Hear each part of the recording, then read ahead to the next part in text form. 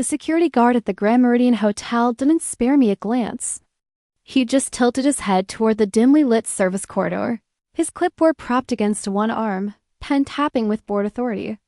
That tone final, dismissive, was reserved for people who blended into the background of places like this. Waiters, cleaners, anyone who didn't belong on the penthouse. Floored out inside my clutch, nestled between my phone and a slim tube of lipstick, rested a sleek black titanium keycard engraved with an elegant, stylized L. It stood for Langford Luxury Collection, my company.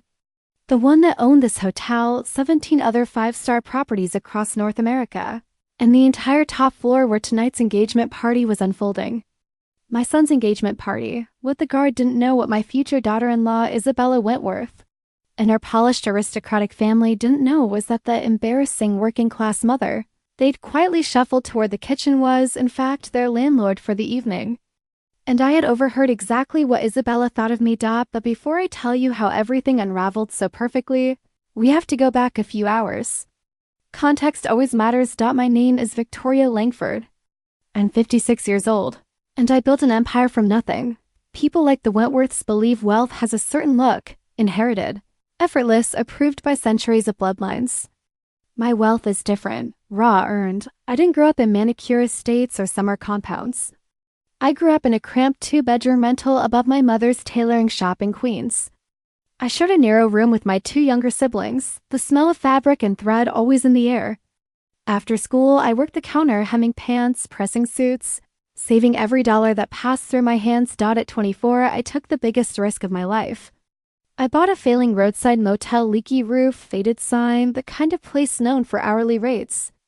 $160,000 every cent I had, plus a loan that kept me awake at night. 30 years later, that gamble became the Langford Luxury Collection, valued at $1.2 billion. Last year, Forbes put me on their list. 2 years ago, I keynoted an international business summit. Today, I employ more than 4,000 people who depend on me for their livelihoods. My son, Alexander, knew all of this. Or at least I thought he did. Then he met Isabella Wentworth. The Wentworths weren't simply rich. They were old money, an entirely different species. Their fortune traced back to shipping empires, steel mills, railroads that carved the country. Politicians who still owed them favors. Connections woven through generations. They carried expectations the way other people carry briefcases heavy. Invisible, non-negotiable. I met them for the first time at a dinner in their Greenwich estate. The house looked like it had been lifted from a period film, sweeping lawns, towering columns, marble floors that echoed under every step. I wore a tailored gray Dior suit, understated, elegant. Madeline Wentworth opened the door herself, her smile so perfectly practiced it felt chilled. "Victoria," she said, drawing out my name like she was tasting something unfamiliar. So lovely to finally meet Alexander's. Working mother. Working mother. As if it were a condition to be pitied, the dining table was long enough to seat a small parliament. A crystal chandelier hovered above like a frozen explosion of light. Conrad Wentworth, patriarch and patriarch in every sense. Asked what I did for a living, I'm the founder and CEO of Langford Luxury Collection. I answered evenly, Madeline's head tilted with theatrical curiosity. "Oh, you manage hotels? Like that television program, the one with all the gossiping stuff?" They assumed I was middle management at best. Not the owner. Not the woman whose real estate portfolio dwarfed their entire social circle. I started to clarify, but Isabella reached over and lightly touched her mother's hand. "Mom, let's not bore Victoria with business talk. It's hardly appropriate over dinner." Not appropriate. As if the empire I bled to build was an unseemly topic for polite company, I watched Alexander shrink slightly in his chair, discomfort flickering across his face. I watched the Wentworths regard me with that soft, patronizing sympathy reserved for people who'd clearly tried their best.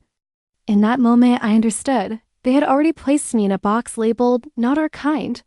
Weeks later, the engagement party planning began. We're thinking the Grand Meridian penthouse, Isabella announced over brunch, swirling her oat milk latte.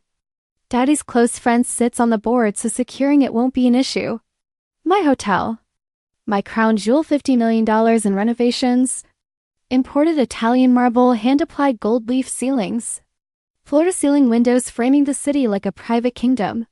Lovely choice, I said, smiling politely. No one seemed to hear the irony. Invitations went out. The Wentworth side, roughly 150 carefully curated named senators' children. Hedge fund heirs, people whose families appeared in history books. My side, just me. You may bring one guest if you absolutely must.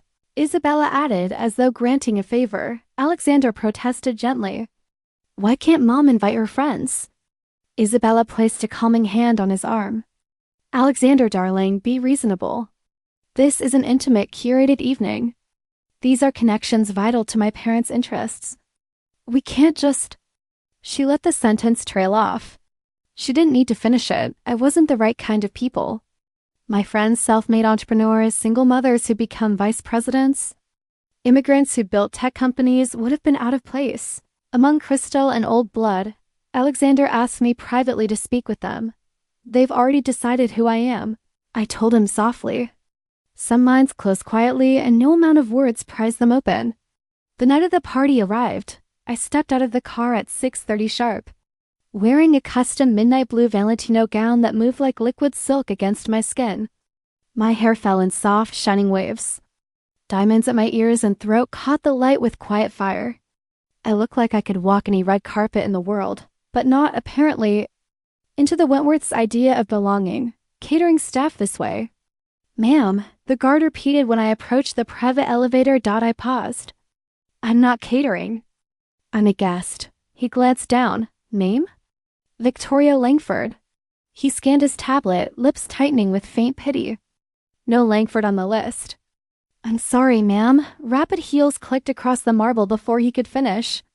Isabella appeared, flanked by Madeline, both radiating the effortless control of women who'd never been questioned in their lives. Victoria. You're here, Isabella said, her voice syrupy thin. There seems to have been a little confusion. Madeline's laugh tinkled like breaking glass. Perfectly understandable. Your gown is so practical. Not everyone has an eye for formal attire. My $7,000 couture gown, practical, but come. Isabella continued, lightly gripping my arm as if I might bolt. We've made a few last-minute seating adjustments. So many important guests tonight. We've arranged a quiet, comfortable spot for you. Near the kitchen, she meant. Out of sight. Out of mind. So I wouldn't embarrass them. I smiled warm enough that relief flickered across her face. She thought I was accepting my place without protest, if only she knew. A server led me through the service quarters past steel prep tables. The clatter of pans, the faint scent of truffle oil and champagne that wasn't meant for me. He stopped at a tiny table in a shadowed alcove, one chair, one place setting, a single wilted orchid drooping in a water glass straw. It looked like punishment dressed as courtesy. Through a narrow service window, I could see the real party, chandeliers blazing, laughter floating, gowns swirling like jewels under light. I spotted Alexander across the glittering room, scanning faces. Confusion growing as he realized I wasn't among the guests. I pulled out my phone and typed a quick message. Haley, please come up to the penthouse. Bring Ethan. Haley Brooks, my director of hotel operations, replied instantly. On our way, Ms. Langford. Minutes later, Haley appeared in the corridor, even a step behind. Her sharp eyes took in the solitary table, the wilted flower, and fury flashed across her face. Who seated you here? She whispered fiercely. My future daughter-in-law. I answered calmly. Ethan's jaw tightened. This is unacceptable. Should we intervene now? Haley asked. Not yet, I said, feeling the quiet coil of anticipation in my chest. But please inform the Wentworths that the owner of the hotel requests a word regarding an urgent event matter. Haley's lips curved into a small, satisfied smile. With pleasure. 5 minutes later, Conrad Wentworth stormed into the service area, Madeline close behind, indignation radiating like heat. This is highly irregular, he barked. We're hosting, he stopped. I rose slowly from the lonely chair. Good evening, Mr. Wentworth, I said, voice steady and warm. I'm Victoria Langford, CEO and sole owner of Langford Luxury Collection, which means I own this hotel, this penthouse, and the very room we're standing in. The color drained from both their faces. Madeline's mouth opened, closed. You own it? Yes, I held his gaze. And I'm trying to understand why the mother of the groom was placed at a table in the kitchen during her own son's engagement party. Stammering filled the air like shattered glass. Conrad's face went ashen, his bluster evaporating. We thought you were... Hospitality staff, he managed, voice cracking at the edges. You thought I was beneath you, I finished softly, my words landing with the weight of truth. The alcove felt smaller now. The air thick with their discomfort. Haley stepped forward, tablet poised like a weapon. Her posture radiating the quiet authority of someone who'd risen through my ranks by merit alone. Ms. Langford, shall I cancel their reservation and process a full refund?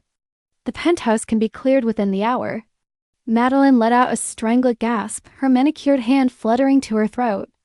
No, you can't possibly cancel. We have 150 guest senators, donors, our entire network.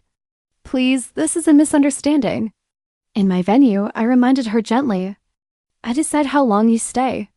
My tone was even, but beneath it simmered the emotional fire of a woman who'd faced worse dismissals and turned them into fuel dot than Isabella rushed in, her gown whispering against the linoleum floor.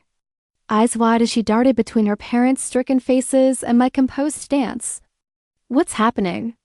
Mother? Father? Conrad turned on her, his voice a harsh whisper.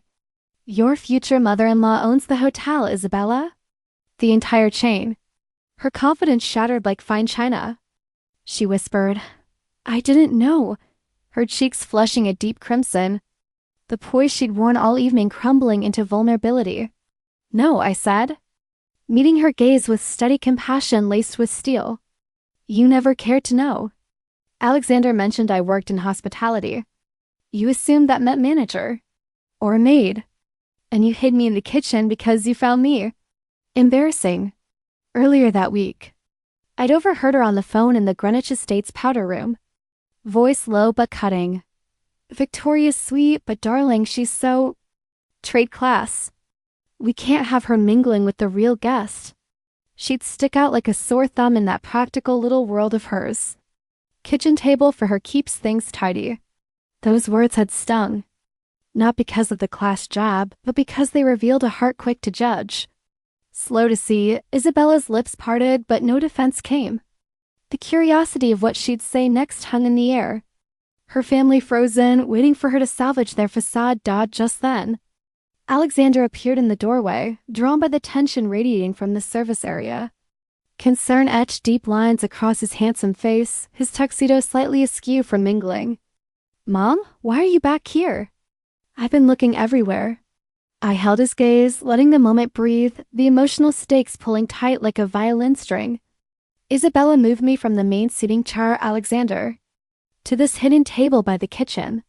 His expression twisted confusion first, knitting his brows, then hurt flashing in his dark eyes like a storm cloud, finally hardening into anger that straightened his spine. What, Isabella, why would you do that? She swallowed hard, stepping toward him, her hand reaching out with desperate tenderness. Darling, I thought she'd feel more comfortable there. Away from the crowd, you know how she is with all the formality. You don't get to hide my mother. He cut in, voice low but laced with raw emotion, stepping back from her touch. The rejection hung between them, intimate and aching. You don't get to decide she's not good enough for your precious guest list. Isabella's eyes glistened, tears threatening, but Alexander shook his head, disbelief etching pain into his features. I need time, he said quietly, the words a gentle severance, and turned away, shoulders tense as he vanished back into the party. She stared at the floor, whispering, I'm sorry, Victoria. I didn't mean, you meant exactly what you did, I replied softly, my voice carrying the mature weight of a woman who'd learned forgiveness was earned, not owed. And now you need to ask yourself if you can truly love a man whose family you treat with such disdain. Love isn't just stolen kisses in sunlit gardens or whispered promises under chandeliers. It's standing beside someone, seeing their full worth, even when the world whispers otherwise. She had no answer, her silence a chasm of regret. The air pulsed with unspoken longing for what might have been a union built on shallow gloss rather than deep connection. I turned to Haley, composure wrapping around me like silk. Please escort me to the main room. I'd like to greet my son's guests properly. Ethan nodded subtly, positioning himself to guide the Wentworths if needed. As we moved toward the grand doors, the shift was palpable, a quiet reclamation of space. A power of heart. The penthouse fell into hushed silence the moment I stepped through. Conversations halted mid-sentence. Crystal glasses paused at lips. Eyes turned, tracking my midnight gown as it caught the golden light, diamonds sparkling like stars against my skin. They sensed it immediately, the tide turning. Power realigning with graceful inevitability. Alexander crossed the room in long strides, pulling me into a fierce hug, his cologne familiar and grounding, his embrace tight with apology and pride. "Mom, I'm so sorry," he murmured into my hair, voice thick with emotion. "You have nothing to apologize for," I whispered back, my hand stroking his back, feeling the rapid beat of his heart. "You didn't put me in the kitchen." We mingled for the next 30 minutes, and it was mesmerizing to watch the Wentworths scramble. Conrad approached clusters of guest senators in crisp tuxedos, heiresses with heirloom pearls, his laughter too loud. Explanations tumbling out. Victoria Langford, brilliant mind behind Langford Luxury. We go way back. Lies wrapped in charm, but the whispers behind crystal flutes betrayed them. She owns it all? And they seated her, where? Madeline hovered near Madeline, her smile strained as she complimented my gown. Exquisite, darling Valentino? Her eyes pleading for alliance. Isabella lingered at the edges, gaze flicking to Alexander, who kept close to me, his arm brushing mine in protective solidarity. The room hummed with subtle sensuality, the brush of fabrics, the low timbre of voices. Stolen glances heavy with newly discovered respect and regret. One guest, a silver-haired venture capitalist who'd stayed at my properties for decades, raised his glass. To Victoria Langford, the woman who turns leaky roofs into empires. Laughter rippled. Genuine this time, and the Wentworths shrank further into irrelevance. 2 weeks later, Alexander ended the engagement. Over a quiet dinner at my Westchester estate, he confided, "I saw her true colors, Mom, the way she dismissed you. It wasn't just class. It was a lack of heart. I can't build a life on that." The Wentworths predictably tried to claw back favor. Lavish emails arrived, offers to fund the entire wedding at any venue, invitations to their private yacht in Nantucket, even a veiled plea from Conrad about mutual business interests. But Alexander had witnessed the fracture, the emotional chasm when Isabella believed no one of consequence watched. That kind of flaw born of unchecked privilege doesn't vanish with apologies or checks, and Isabella? She sent a handwritten note, tear-stained ink confessing, "I was blind to your light, Victoria. You've shown me grace I don't deserve." It moved me. Faintly, the vulnerability of a woman confronting her own shallow roots, but true change blooms in actions. Not words. 6 months passed, the wound healing into wisdom. Then Alexander met Sophia, a middle school teacher with eyes like warm chestnuts and a laugh that filled rooms. No pedigrees, no fortunes, just quiet strength and genuine curiosity. Our first meeting unfolded over coffee in my sunlit kitchen, her questions pouring out like a gentle rain. How did you spot that first motel's potential? What kept you going through the sleepless nights? She didn't probe for my billions. She hungered for my story, tracing my hand as I spoke, her touch light, electric with shared understanding. A year later, their engagement celebration was intimate, held in the gardens of my Westchester home. Lanterns glowed like fireflies against the dusk, laughter weaving through the air without hierarchies. Everyone's self-made friends, loyal staff like Haley and Ethan. Sophia's warm family sat at one long table under the stars. No one near the kitchen. No wilted flowers or service corridors. Just connection, deep and unfeigned, the subtle intimacy of hands intertwined. Glances lingering with promise. That night at the Grand Meridian etched a lesson into my soul. One I thought I knew but needed reaffirmed. People unveil their essence when they believe you hold nothing they crave. Those who treat you like help in shadows will grovel under spotlights of success. True character isn't flaunted before CEOs in boardrooms. It's whispered in how they handle the woman they mistake for a server. Isabella Wentworth saw a working mother, deemed me an embarrassment. She never glimpsed the empire builder, the lover of quiet sunrises over skyline views. The woman whose heart, scarred yet fierce, had clawed from queen's grit to global grace. That blindness? Not my failing, hers.